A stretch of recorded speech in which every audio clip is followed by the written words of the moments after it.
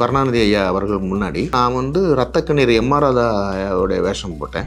நல்ல நடிப்பு, எல்லாரும் நம்மளை கூப்பிட்டு பாராட்டும் போது என்ன ஆகி போச்சுது, நம்ம ஒரு பெரிய நடிகன் தான் அப்படின்னு அந்த வயசுல எனக்கு தோடிடுச்சு. 3 நாள் எடுத்தாங்க அந்த சீனு. அங்கேயே பயங்கர ரெஸ்பான்ஸு. சுந்தர் சி சார் வந்து ஃபஸ்ட்டு வடிவேல் சார்ட்ட ரொம்ப நல்லா பண்ணுறாரு அப்படின்ட்டுருக்காப்புல.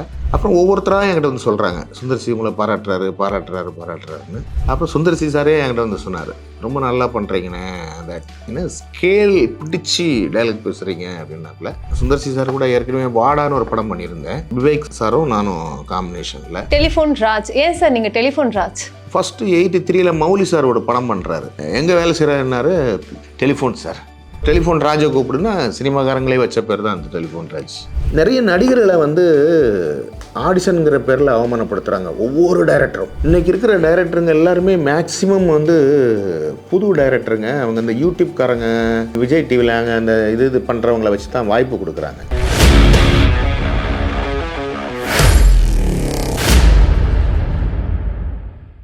திரைக்குறள் நேயர்களுக்கு வணக்கம். ஒரு மனுஷனை அழ வைக்கிறது ரொம்பவே ஈஸி, ஆனா அவங்களையே சிரிக்க வைக்கிறது ரொம்பவே கஷ்டம். அப்படி எப்பவுமே நம்மளை சிரிக்க வச்சுட்டு இருக்க டெலிஃபோன் ராஜ் அவர்கள் நம்ம கூட இருக்காங்க. அவங்க கூட நம்ம பேசலாம். வணக்கம் சார். வணக்கம் மேடம். எப்படி சார் இருக்கீங்க? நல்லா இருக்கேன் சார். உங்களை வந்து கேங் சார் இப்போ ரிலீஸ் ஆச்சுல சார், வடிவேல் சாரோட ஒரு படத்துல உங்களை பார்த்தது ரொம்ப சந்தோஷம் சார். அந்த படம் உங்களோட கேரக்டர் ரொம்ப நல்லா பண்ணியிருக்கீங்க. அதுக்கான வாய்ப்பு உங்களுக்கு எப்படி சார் கிடைச்சது? மைகை புயல் தான். சரி. ஒரு நாள் ஒரு ஷூட்டிங் முடிச்சுட்டு நல்லா அழகாக தூங்கிட்டு இருந்தேன். ரொம்ப லேட்டாக வந்தேன். அப்போ கூட வந்து தூங்கிட்டு இருக்கும்போது திடீர்னு வடிவேல் அண்ணன் ஃபோன் பண்ணாப்புல, எங்கே இருக்கிற? வீட்டில் தான் இருக்கேன். உடனே கிளம்ப முடியுமான்னாரு. என்னாச்சுண்ணே? எப்படி படம் பண்ணாப்புல.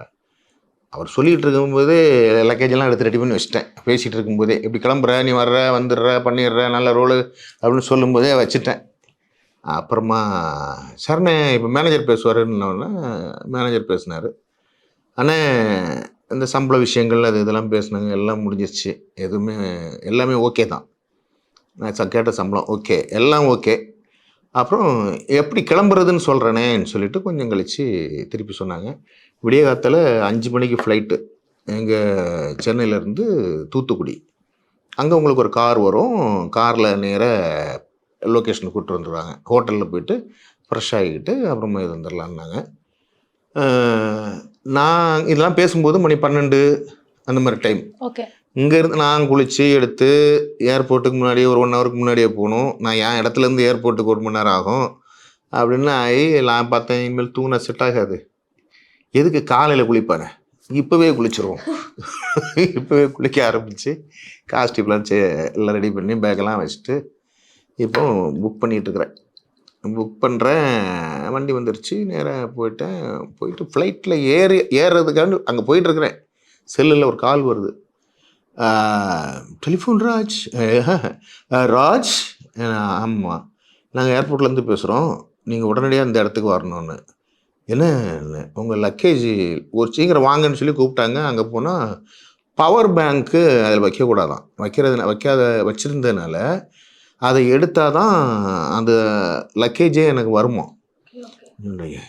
சீக்கிரம் எனக்கு ஃப்ளைட் கிளம்ப போகுது. அந்தளவு ஏறி போனேன். அதுக்கு தகுந்தப்புறம் அப்புறம் ஷூட்டிங் ஸ்பாட்டுக்கு போயிட்டேன். 3 நாள் எடுத்தாங்க அந்த சீனு. அங்கேயே பயங்கர ரெஸ்பான்ஸு.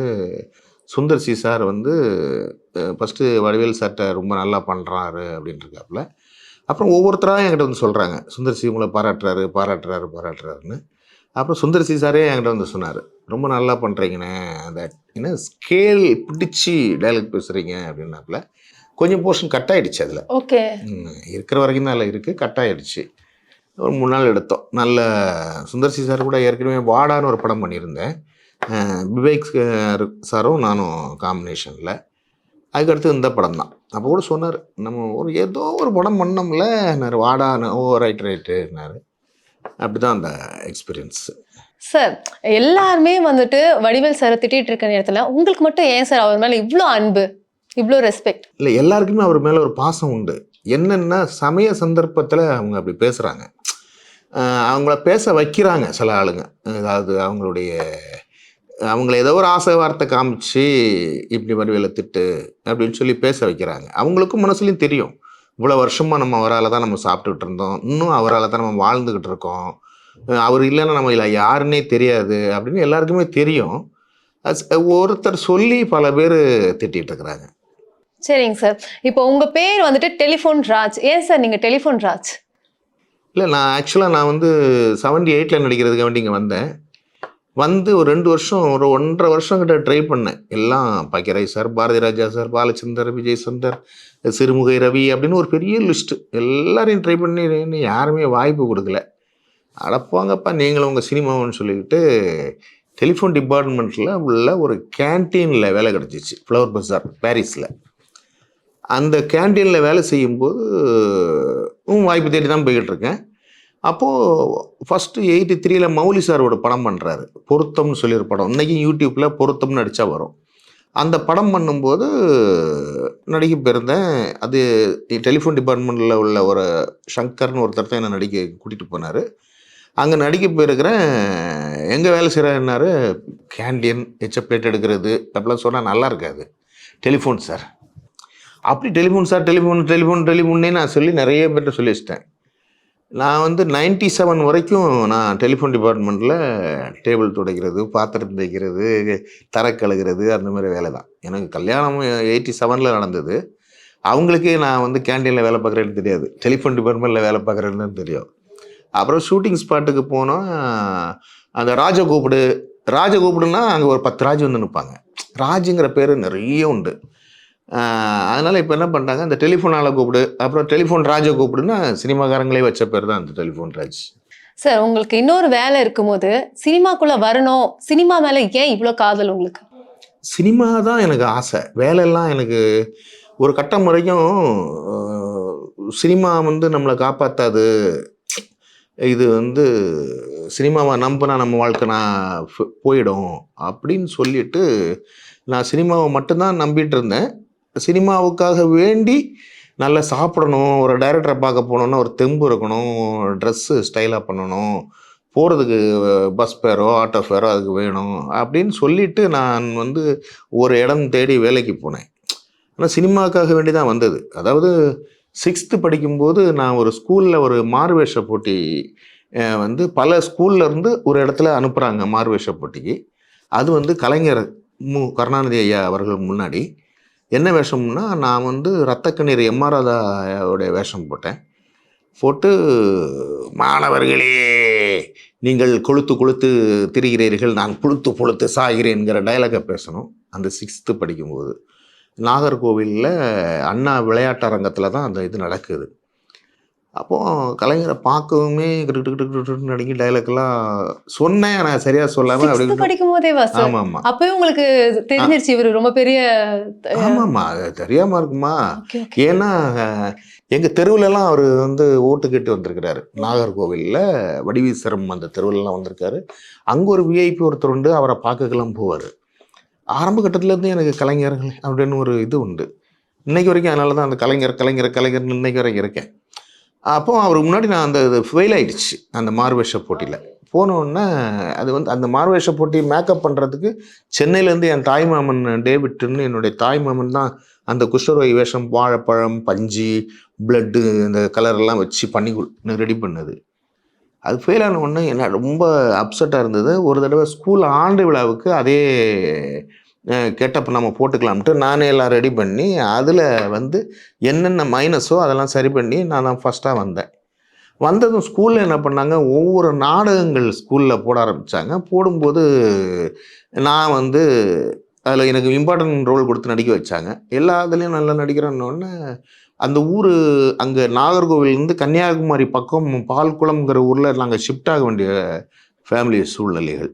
அங்கே போகும்போது அங்கே பத்திரகாளி அம்மன் கோயில் திருவிழாவுக்கு ஒரு நாடகம் போடுவாங்க, ஏதாவது ஒரு ஃபங்க்ஷன் நாங்கள் ஒரு நாடகம் போடுவாங்க. அந்த நாடகம் போடும்போது அப்புறம் நானும் நடிப்பேன்னொடனே அங்கே நடிக்க வச்சாங்க. ஹிஸ்டாரிக்கல் பிளே எல்லாமும் நடிக்க வச்சாங்க. 6th-லேருந்து 9th தான் நான் அந்த ஊருக்கு போயிருக்கிறேன். நடிக்க வச்சோன்னா நம்ம நல்ல நடிப்பு, எல்லோரும் நம்மளை கூப்பிட்டு பாராட்டும் போது என்ன ஆகி போச்சுது, நம்ம ஒரு பெரிய நடிகன் தான் அப்படின்னு அந்த வயசில் எனக்கு தோடிடுச்சு. அதில் தான் நான் 11th நான் படிக்கும்போது 11th SSLC 11th முடிச்சுட்டு எனக்கு எங்கள் அம்மா தங்கச்சியை தட்டி விட்டேன்னு எங்கள் அம்மா தங்கச்சி கீழே விழுந்து உடம்பெல்லாம் முள். உடனே எங்கள் அம்மா தூக்கி என்ன அடிச்சிட்டாங்க, என்ன இல்லாமல் கிடச்சது தூக்கி. ஆந்தாலும் நான் வந்து கோவிச்சுக்கிட்டு நான் மெட்ராஸில் போய் நான் பெரிய ஆளாயிடுவேன்ட்டு ரூ. 500 எடுத்துகிட்டு இங்கே வந்தேன் நான். அப்போ 500 ரொம்ப பெரிய ஆமாம், பெரிய அமௌண்ட்டு தான். அந்த ரூ. 500 எடுத்துகிட்டு வந்தேன். வந்து சினிமா எனக்கு இன்னைக்கு வரைக்கும் நான் சினிமாவுக்காக வேண்டி பல தியாகங்கள் பண்ணியிருக்கேன். அது நீங்கள் சொல்கிறேன் நான். எனக்கு சினிமா ரொம்ப பிடிக்கும். அந்த சினிமாவுக்காக வேண்டி தான் நான் வேலையில் ஜாயின் பண்ணேன். நம்மளுடைய பசி இல்லாமல் இருக்கணும், யாரும் நமக்கு பேக்ரவுண்டு கிடையாது. அதனால் ஒரு வேலையில் இருந்துட்டு சினிமா போகலான்னு சொல்லி தான் அப்படி ட்ராவல் ஆகிட்டுருக்கேன். இப்போ உங்களுக்கு அந்த சினிமாக்குள்ள வந்த உடனே நீங்க நடிச்ச முதல் படம், ஏன்னா உங்களை பத்தி நான் சர்ச் பண்ணும்போது தான் சார் தெரியுது நீங்க வந்துட்டு நான் அடிமையிலே ரஜினி அவருடைய அந்த படத்திலேயே நீங்க நடிச்சிருக்கீங்க அப்படின்னு சொல்லிட்டு. ஏன்னா 90s கிட்ஸுக்கு உங்களை எப்படி தெரியும்னா, நீங்க வடிவேல் சார் கூட அந்த காம்போ பண்ண ஸ்டார்ட் பண்ணும் போதுல இருந்து தான் உங்களோட ஃபேஸ் வந்து பயங்கரமா ரெஜிஸ்டர் ஆச்சு. பட் நீங்க அதுக்கு முன்னாடில இருந்தே ஒர்க் பண்ணிட்டு இருக்கீங்க. ஸோ அது யாருக்குமே தெரியாம இருந்திருக்கு. நீங்க அதை பத்தி கொஞ்சம் சொல்லுங்களேன் எப்படி. அதுதான் நான் வந்து ஊரில் நாடகம் போட்டு அப்புறம் மெட்ராஸுக்கு வந்தேன். மெட்ராஸில் வந்து வாய்ப்புகள் கிடைக்கல, எல்லா டைரக்டரையும் பார்த்தேன். அப்புறம் டெலிஃபோன் டிபார்ட்மெண்ட்டில் முத்துராஜ்னு ஒரு நண்பர் வந்து அந்த கேண்டீனில் வேலை சேர்த்து விட்டார். அப்பவும் என்ன பண்ணுறதுன்னு யோசனை பண்ணிட்டு இந்த கேண்டீனில் உள்ளவங்களெல்லாம் உசுப்பேற்றி விட்டு நம்ம ஒரு நாடகம் போடலாமா அப்படின்னோடனே போடலாம். கேண்டீனுடைய யூனியன் ஒன்று இருக்குது, அந்த ஆண்டு விழாவுக்கு ஒரு ஸ்கிரிப்ட் போடலான்னு நானே உட்காந்து ஸ்கிரிப்ட் எழுதி எனக்கு தகுந்த மாதிரி ஒரு இம்பார்ட்டன்ட் கொடுத்து அதை எழுதி அந்த கேண்டீன் ஸ்டாஃபெல்லாம் வச்சு அங்குள்ள பெஞ்சு அந்த டேபிள்லாம் இருக்குல்ல அதெல்லாம் போட்டு ஒரு ஸ்டேஜ் மாதிரி க்ரியேட் பண்ணி லைட்ஸு இதெல்லாம் நாங்கள் வாடகைக்கு எடுத்து போட்டு நான் ஒரு ட்ராமா போட்டேன். நல்ல காலம் பிறக்குதுன்னு ஒரு நாடகம் போட்டேன். அதை வந்து மௌலியோடைய டைரக்டர், மௌலி சாரோடைய கோ டைரக்டர் சங்கருங்கிறவர் பார்த்துட்டு தான் அவர் ஒரு நாள் சாப்பிட்டுட்டு இருக்கும்போது இங்கே வாயான்னு கூப்பிட்டாரு. சார் இன்னும் டேபிள் துடைக்க தான் கூப்பிட்றான்னு, இல்லை டேபிள்லாம் துடைப்பேன். அவர் எப்போ வந்தாலும் உட்காந்து டேபிள்லாம் துடைச்சி நிற்பேன். அப்போது ஒரு ட்ராமா ஒரு படம் ஒன்று இருக்குது நடிக்கிறியான்னாரு. சார் அதுக்கு தான் சார் மெட்ராஸுக்கு வந்தேன், நடிக்கிறேன் சார்னு. தாசப்பிரகாஷ் கிட்ட வந்துரு, நான் உன்னை கூட்டிகிட்டு போகிறேன், இத்தனை மணிக்கு வந்துருன்னாரு. அத்தனை மணிக்கு தாசப்பிரகாஷ் போனேன். அங்கேருந்து அவர் பைக்கில் எனக்கு கூப்பிட்டு ஸ்பாட்டு கூப்பிட்டு போனார் ஒரு வீட்டு உள்ளுக்க. அங்கே மௌலி சார் இருந்தார், இந்த பையன் தான் இவன் தான் அப்படின்னு காமிச்சாங்க. அதில் வினு சக்கரவர்த்தி இறந்துட்டார் தெரியுமா, வினு சக்கரவர்த்தி, அவரு கூட தான் காம்பினேஷன். அவரோட நடித்தேன். நடிக்கும்போது நல்லா நடிக்கிறான்னு சொன்னோடனே மௌலி சார் என்ன பண்ணார், என்னுடைய ட்ராமா ட்ரூப்பில் சேர்ந்துக்கிறியாடான்னாரு. சேர்ந்துக்கிறேன் சார் அப்படின்னு. அந்த 83லேருந்து 93 வரைக்கும் மௌலி சாருடைய ட்ராமா ட்ரூப் தான். இந்தியா ஃபுல்லாக போகாத கிராமம் போகாத ஊரெல்லாம் கிடையாது. ஒரு நாளைக்கு 3 ட்ராமா. நான் கேண்டீனில் வேலை செய்யும்போது 4 ரூபா ஒரு நாளைக்கு சம்பளம். இங்கே ஒரு நாளைக்கு ஒரு ட்ராமாவுக்கு 5000 ரூபா, 5 ரூபா ஒரு ட்ராமாவுக்கு வெறும் 5 ரூபா காயின். எனக்கு வந்து ஆஃபீஸில் கேண்டீனில் சம்பளம் 4 ரூபா சம்பளம். 5 ரூபான்னா 3 ட்ராமாலாம் நடக்கும். மௌலி சார் தெரியுமா உங்களுக்கு? தெரியும் சார், தெரியும் சார். இந்த இப்போ கலைஞர் டிவியில் நாதஸ்வரத்தில் கூட வருவார். என்னோட ட்ரூப்பில் சேர்ந்துக்கிறியான்னு கேட்டார். சேர்ந்துக்கிறேன்னு சொல்லிவிட்டு அதான் சொன்னேன். ஒரு நாளைக்கு 5 ரூபா எங்கள் கேண்டீனில். அங்கே வந்து கேண்டீனில் 4 ரூபா சம்பளம், அவர் வந்து 5 ரூபா ஒரு நாளைக்கு சம்பளம். ஒரு நாளைக்கு 3 ட்ராமா கூட பண்ணுவாங்க. அதில் வந்து அவர் ஃபஸ்ட்டு அம்மி மிதிக்க போலீஸ் வந்ததுன்னு ஒரு நாடகம் தான் நான் நடிக்க போயிருந்தேன். அதுக்கப்புறம் ஒரு வாரம் தான் அப்படின்ட்டு அவருடைய பழைய நாடகங்கள் ஃப்ளைட் நம்பர் 172 அப்படின்னு நிறைய நாடகங்கள் ஒவ்வொரு ஊராக போனோம். நான் சின்ன பையன், அந்த சின்ன பையனாக இருக்கும்போதே எனக்கு ஏஜ்டு கேரக்டர் லுக்கெல்லாம் போட்டு ஏஜ்டு கேரக்டர்லாம் நடிக்க வச்சார். ரொம்ப அன்பாக பார்த்துக்குவார். மணிமாலா மேடம், வினயமூர்த்தி சாருடைய ஒய்ஃப் தான் மணிமாலா, அவங்களும் மௌலி சாரும் சேர்ந்து ஹீரோயினாக நடிப்பாங்க. அது ஒரு இது. அதுக்கப்புறம் ஃப்ளைட் நம்பர் 172ன்னு நீங்கள் இன்றைக்கி அடித்தாலும் தெரியும், டிவி சீரியல் பண்ணார். அது வந்து ரொம்ப ஃபேமஸ்.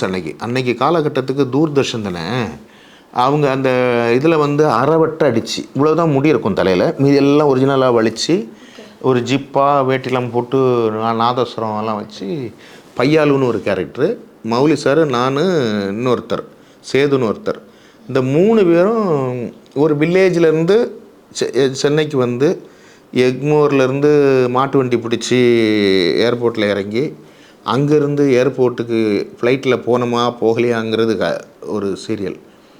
அதில் வந்து எனக்கு ரொம்ப இம்பார்ட்டன்ட் கொடுத்து பண்ண வச்சிருந்தார் மௌலி சார். ஏன்னா என் தலையை வந்து அன்னைக்கு இவர் கருப்பையா மூப்பனார்னு காங்கிரஸ் கட்சியில் மிகப்பெரிய ஆள். அவரெல்லாம் என்னை வந்து பார்த்துட்டு ஒரிஜினல் முடியாது அப்படிலாம் தொட்டு பார்த்தார் ஏர்போர்ட்டில். கமல் சாரே என்னுடைய கேரக்டரை வந்து நாரதகான சபாவில் அந்த சீரியலை வந்து டிவிடி ஆக்கும்போது என்னுடைய கேரக்டர் அவர் சொல்லியிருக்கிறாரு. அவர் ரொம்ப நல்லா பண்ணார் அப்படின்ட்டுருக்காரு. அந்த மாதிரி ட்ராவல் ஆச்சு மௌலி சார் கூட. சார், நீங்கள் இந்த மாதிரி வீட்டில் சண்டை போட்டு நான் சென்னைக்கு போய் நான் நடிகனாக ஆக போகிறேன்னு சொல்லி வந்துட்டீங்க. நீங்கள் ஒரு நடிகனாகவும் வந்துட்டீங்க, தேட்டரில் பார்க்குறாங்க. உங்கள் ஃபேமிலி அது எந்த அளவுக்கு ப்ரௌடாக ஃபீல் பண்ணாங்களா, இல்லை உங்களுக்கு எந்த மாதிரியான வரவேற்பு இருந்துச்சு? அதாவது ஃபேமிலி மிக வறுமையான ஒரு ஃபேமிலி. அவங்களுக்கு வந்து வறுமை அதிகம். எனக்கு வந்து சின்ன வயசுலேயே நான் கல்யாணம் பண்ணி வச்சுட்டாங்க. 27 வயசில் எனக்கு கல்யாணம் பண்ணி வச்சுட்டாங்க. எனக்குலாம் கல்யாணம்லாம் தேவையில்லை, அவங்களே வச்சு பார்த்துக்கலான்னா இவங்க அப்பாலாம் சண்டை போட்டு ஒரு 6 மாதமாக படுத்த படுக்கையாகி அவன் கல்யாணம் பண்ணால் தான் நான் சாப்பிடுவேன் அப்படிங்கிற மாதிரிலாம் சொல்லி இது பண்ணிட்டாங்க. எனக்கு கல்யாணம் பண்ணிக்கிறதெல்லாம் ஏம் கிடையாது, அவங்கள வச்சே பார்த்துக்கணுன்னு. ஆனால் அவங்க வந்து கல்யாணம் பண்ண வச்சு அதுக்கப்புறம் கல்யாணம் பண்ண உடனே ஃபேமிலிகளில் பிரச்சனைகள்லாம் நடக்கும்ல, அப்படியே அவங்க ஊருக்கு போயிட்டாங்க. ஊருக்கு போய்கிட்டு யாரோ அது அசல் மாதிரி அப்படியே போயிட்டாங்க அவங்க. அந்த சினிமாவால் நான்கே கிடந்தேன். அப்படி மேரேஜ் ஆகிடுச்சு, எனக்குன்னு குழந்தை உண்டாயிடுச்சு, அப்படின்னு இதாக லைஃப் ஆகிடுச்சு. அவங்க அந்த வில்லேஜ் விட்டு சென்னைக்கு வரமாட்டேன், நான் அங்கே தான் இருப்பேன், பட்னியாக கிடந்தாலும் அங்கே தான் கிடப்பேன் அப்படின்னு சொல்லிட்டு அவங்க லைஃபு அந்த மாதிரி ஒரு இதாகி போச்சு. என்னைக்காவது நான் பக்கத்தில் ஷூட்டிங் நடக்கும்போது நான் வீட்டுக்கு போவேன். வீட்டுக்கு போனால் இப்போ தான் வந்தியா மக்களே உட்காந்துக்கு அப்பாவும் நான் 6 வரைக்கும் போயிட்டு வரேன் அப்படின்னு சொல்லி யாரோ போகிற மாதிரி அவங்க போயிடுவாங்க. அவரை சாயங்காலமாக வருவேன். அந்த மாதிரி ஃபேமிலியில் ஒரு அப்பா அம்மா அதெல்லாம் அட்டாச்லாம் போயிடுச்சு. சரிங்க சார், நீங்கள் இந்த சினிமாக்குள்ளே வரும்போது ரொம்ப பெரிய அவமானங்கள்லாம் சந்திச்சிருப்பீங்க. உங்களோட ஆரம்ப காலத்து அவமானங்களில் எது வந்துட்டு உங்களுக்கு ரொம்பவே ஹர்ட் ஆச்சு சார்? இந்நாள் வரைக்கும் நல்லா அதை மறக்கவே முடியாது அப்படின்ற ஒரு ஃபீல் எது சார்? இல்லை, நிறைய டைரக்டர்ஸு, நிறைய இயக்குனர்கள் வந்து ஆடிஷனுங்கிற பேரில் ஃபோட்டோ கொடுத்துட்டு போ, டைலாக் பேசிக்காமி, அந்த டைலாகை பேச வச்சுட்டு நக்கல் பண்ணுறது, கிண்டல் பண்ணுறது இப்போ வரைக்கும் இருக்கா சார்? இப்போ அதை விட அதிகமாக இருக்குது. இப்போல்லாம் ஃபோட்டோ கொடுக்க போன்னு சொல்லிவிட்டு வாட்ச்மேன்கிட்ட கொடுத்துட்டு போன்றுவாங்க. வாட்ச்மேனை மட்டும் அந்த ஃபோட்டோ வாங்குறதுக்கு 10,000 அசிங்கப்படுத்துவான். நான் இன்றைக்கி வந்து ஓரளவுக்கு மக்களுக்கு தெரிஞ்சவன் தான். இப்போ கூட ஒரு சமீபத்தில் என்னை கூப்பிட்டாங்க, ஒரு என்ன படம், குழுன்னு ஒரு படம், ரத்னகுமார்னா டைரக்டர், சந்தானம் அவருடைய அந்த படம். அதுக்கு ஒரு லேடி எனக்கு கால் பண்ணாங்க. சார் வணக்கம்மா, எப்படி இருக்கிறீங்க, நல்லா இருக்கீங்களா? நல்லா இருக்கேன். ஒரு படம் சார், கொஞ்சம் ஆஃபீஸ் வரைக்கும் வந்துட்டு போகணுமேன்னாங்க. எங்கே மேடம்னா அட்ரஸ் சொன்னாங்க. அதில் போனேன். போகவும் அந்த லேடியை காணோம். அதுக்குள்ளே ஒரு ஜென்ஸ் வந்தார். இப்படி அவங்க எங்கே என்ன நீங்கள் அந்த அவர் கேட்குறாரு என்னை பார்த்து. நான் வந்து ஆர்டிஸ்ட் என்ன பண்ணியிருக்கீங்க? சரி அது விடுங்க, நீங்கள் என்ன சார் யார்? நான் கோ டைரக்டரு. ஓ சரி இந்த மேடம் கொஞ்சம் கூப்பிடுங்களேன். அதனால் சரின்னு ஃபோன் பண்ணார். அவங்க வந்தாங்க. இல்லை மேடம் அவங்க என்ன தெரியலங்கிறாரு. ஏன்டா அவர் தெரியலையா? என்னடா நீ தெரியலங்கிற? தெரியலன்னு தானே சொல்ல முடியும் அப்படின்ட்டு அவர் போயிட்டார். அதுக்கப்புறமா அந்த லேடிஸ் கூப்பிட்டு என்கிட்ட வந்து, சார் இதில் வந்து சிலோன் லாங்குவேஜ் படம் ஃபுல்லாக வருவீங்க, இந்த சிலோன் லாங்குவேஜ் கொஞ்சம் எனக்கு பண்ணி காமிங்க, நான் டைரக்டர்கிட்ட காமிக்கணும்னாங்க. ஏன்னா ஆடிஷன்லாம் போக மாட்டேனுங்க. ஆடிஷன் நான் கூப்பிட்டாயிரம் போனாலும் போக மாட்டேன். இன்றைக்கி வரைக்கும் ஒரு பெரிய படத்தில் கூப்பிட்டாங்க கூட ஆடிஷன் நான் போக மாட்டேன். என்ன நடிக்கணுமோ நான் சொல்லிக் கொடுப்பேன் பல ஆயிரம் பேருக்கு. இவங்க என்ன ஆடிஷன் வச்சு என்னது, அதனால் போக மாட்டேன். நான் ஆடிஷன்லாம் பண்ணுறதில்ல. ஒன்று இல்லை சார் கொஞ்சம் டைரக்டருக்கு காமிக்கணும், நீங்கள் தான். சரி கொடுங்கன்னு சொல்லிட்டு படிச்சுட்டு அதில் சிலோன் லாங்குவேஜில் எழுதியிருந்தது நான் படித்து காமித்தேன். காமிச்சதும் அந்த அம்மா இல்லை சொல்லிவிட்டு அவங்க போயிட்டாங்க. அந்த பையன் திருப்பி வந்தாப்புல, அந்த டைலாக் காட்டுங்க, நீங்கள் நடித்தது காட்டுங்க. எடுத்தது அந்த பையன் வீடியோ எடுத்துட்டு, என்ன சார் பாருங்கள் டைலாக் நீங்கள் கொடுத்தது அப்படியே பேசிக்கிறேண்ணே, இப்படியா வரும் இருங்க. ஏன் மொபைல் அவருடைய மொபைலை காமிச்சார். வாய்ஸ் எப்படி இருக்குது பார்த்தீங்களா, இதுக்கு வித்தியாசம் இருக்குது பார்த்தீங்களா? இல்லாப்புல சார் நான் இப்போ நடித்தது 10-15 நிமிஷம். உலக நாயகன் கமலஹாசன் பண்ணார்ல தெனாலியில், அவருக்கு கூடவே சில மாதங்கள் அப்துல் ஹமீதுன்னு சிலூர்லேருந்து ஒருத்தர் கூப்பிட்டு ட்ரைனிங் கொடுத்து வச்சார். ஒன்றும் இல்லை, நான் இந்த ஆடிஷன் போகிறதுக்கு முன்னாடி இந்த வாய்ஸை என்கிட்ட கொடுத்துருந்தால் நான் அதே மாதிரி பேசியிருப்பேன். நீங்கள் டைலாகை கொடுத்தீங்க, இல்லை நான் இது மாதிரி பேசி காமிக்கவா? நீங்கள் வேணும்னே ஏதோ அவமானப்படுத்துகிற மாதிரியே இருக்க அப்படின்னு நான். அதில் என்னங்க உங்களை போய் நான் அவமானப்படுத்துறதுங்க? பாருங்கள் நண்பா, ஒரு கதையை வச்சுக்கிட்டு நீங்கள் தான் டைரக்டர் அப்படி இப்படிலாம் சொல்லிக்கிட்டு மற்றவங்களை அவமானப்படுத்திட்டுலாம் இருக்காதீங்க. என்ன நான் நடிக்கிறேன் தான், என்ன சொல்கிறீங்களோ அது கரெக்டாக நடிப்பேன். என்னவோ ரிஜெக்ட் பண்ணுறதுக்காக வேண்டி ஏதோ பண்ணுற மாதிரி தெரியுது. நல்லா இருங்க, சரியா, நல்லா இருங்க அப்படின்னு நான் பாட்டுக்கு வந்துட்டேன். அப்புறமா அதே படத்துக்கு எனக்கு ஒரு நாள் ஒர்க்குக்கு கூப்பிட்டாங்க. ஒரே ஒரு நாள் ஒரு போலீஸ் கேரக்டர் ஒன்று அது நடித்தது. அதுமாதிரி ஒரு கடைக்குட்டி சிங்கம்னு ஒரு ஷூட்டிங் போகிறேன். சாப்பிட போய் உட்காந்தேன். காஸ்டியூம் அந்த பரிமாறுறவன் அங்கே போய் உட்கார்றீ அங்கே போயா வந்துட்டான். இப்போது கடைக்குட்டி சிங்கம் ஷூட்டிங் எடுத்து எப்படி ஆச்சு போயாங்கன்னு. நம்மளே இப்போ எத்தனை பேருக்கு நம்ம சாப்பாடு போடுவோம், அந்த மாதிரி ஸ்டேட்டஸில் தான் நான் இருக்கேன். இவனு நம்மளை அங்கே போகணும் இவ்வளோ தூரத்துக்கு விரட்டுறானே. பாண்டியராஜையும் நானும் ரொம்ப க்ளோஸ் ஃப்ரெண்டு, நல்ல பழக்கம், ரொம்ப நெருக்கமான பழக்கம். அவர் படம் சின்ன மனஸ்தாபத்தால் எனக்கு அவர் கொஞ்ச நாளாக அவருடைய படத்தை நான் பசங்க படத்தை பார்த்து நான் பாராட்டலைங்கிற காரணத்துக்காக என்ன அவர் கூப்பிட்றதில்ல. அப்போவும் ஒரு தடவை எனக்கு 2-3 நண்பர்கள் சொன்னாங்க, ஏன் நீங்கள் அவ்வளோ பழக்கம், நீங்கள் போய் பாருண்ணே ஒரு தடவைன்னாப்புல. ஆமாம், நம்மளும் ஒரு 6 மாதம் ஷூட்டிங் போகாமல் கிடக்கிறேன், சரி பார்க்குறேன்ட்டு நேராக போனேன். வாங்கினே என்னாப்புல ஞாபகம் வச்சுக்கோங்க. சரிண்ணே, நம்பர் வாங்காமல் இருக்கிறீங்க, நம்பர் வாங்கிட்டுப்பா அப்படின்னாரு. அப்புறமா அதே மாதிரி ஒரு நாளைக்கு கூப்பிட்டாரு, நடித்தேன்னு வைங்க. இப்படி என்றைக்கோ ஒரு நாளைக்கு கூப்பிட்டு ஒரு நாள் நடிச்சுக்கிறோம். இப்போ பார்த்து அவன் சண்டை போட்டான், அவன் என்ன திட்டினான், அவன் என்ன இப்படி பண்ணிட்டான்னு நம்ம சொன்னால் நல்லா இருக்காதுன்னு மனசுலுக்கே வச்சுட்டு வந்துட்டேன். இந்த மாதிரி நிறைய அவமானங்கள் எனக்கு நடந்திருக்கு. நிறைய நடிகர்களை ஆடிஷனுங்கிற பேரில் அவமானப்படுத்துகிறாங்க ஒவ்வொரு டைரக்டரும். இன்றைக்கி இருக்கிற டைரக்டருங்க எல்லாருமே மேக்ஸிமம் புது டைரக்டருங்க. அவங்க இந்த யூடியூப்காரங்க, விஜய் டிவியில் அந்த இது பண்ணுறவங்கள வச்சு தான் வாய்ப்பு கொடுக்குறாங்க. இவங்களுக்கு ஒரு மனுஷனுடைய வலிகளெல்லாம் அவங்களுக்கு தெரியாது. ஒரு நடிகனுடைய வலி, நடிகனுடைய வாழ்க்கை என்ன ஆகும், அதை பற்றிலாம் இவங்களுக்கு தெரியவே தெரியாது. இந்த லவ் டுடே டைரக்டரை பார்த்தா இந்த மாதிரி இப்போ பிரதீப் ரங்கநாதன் அவரை பார்த்தாலும் இந்த மாதிரி ஆளுங்களை தான் கூப்பிட்டுருக்காரு. இப்போ நடிச்சிருக்கிற படத்துலேயும் பாருங்கள், அந்த யூடியூப்காரன் தான் நடிப்பானுங்க. இவனு நடிகர்கள்னு ஒருத்தன் இருக்கிறானுங்களே, நீ 10 பேர் அவனை போடு, ஒரு 2 பேர் இதுலேருந்து போடு, அதெல்லாம் போட மாட்டானுங்க. அந்த மாதிரி நடிகர்களுக்கு நிறைய அவமானம். ஆடிஷனுங்கிற பேரில் அந்த கும்பலில் நிற்கிறதுக்கும் பிட் வாய்ஸுக்கு பேசுகிறவங்களுக்கு தான் அந்த ஆடிஷன் வச்சு ஒரு 500 பேர் 100 பேரை கூப்பிட்டு ஆடிஷன் வைக்கிறாங்க. ஒவ்வொரு டைரக்டர் சைட்லேயும் நடிகர்களை கூப்பிட்டு ஆடிஷன் வைக்கிறாங்கல்ல, எல்லாருமே அந்த பிட் வாய்ஸுக்கு தான். ஓ அடடா ஏன்பா அவனை போய் அடிச்சிங்க, அதுதான் அவன் டைலாக் அந்த படத்தில். அதுக்கு அவன் ஒரு 2 நாளாக ஃபோட்டோவை கொடுத்து சாப்பாடு தண்ணி இல்லாமல் க்யூவில் நின்று, எல்லாம் இருங்கய்யா, என்னையா அவசரப்படுறீங்க, டைரக்டர் வருவார் இருங்க, எல்லோரும் உட்காந்துக்கணும், பசிக்காமல் ஒன்றுக்கு போகாமல் சாப்பிடாமல் எச்ச தண்ணி கூட விழுங்காமல் உட்காந்துக்கிட்டு இருப்பானுங்க. அப்புறமா நடிகர்கள் வாங்கப்பா ஆடிஷன், வா வா வா அடுத்த வா வா வா சீக்கிரம் வா.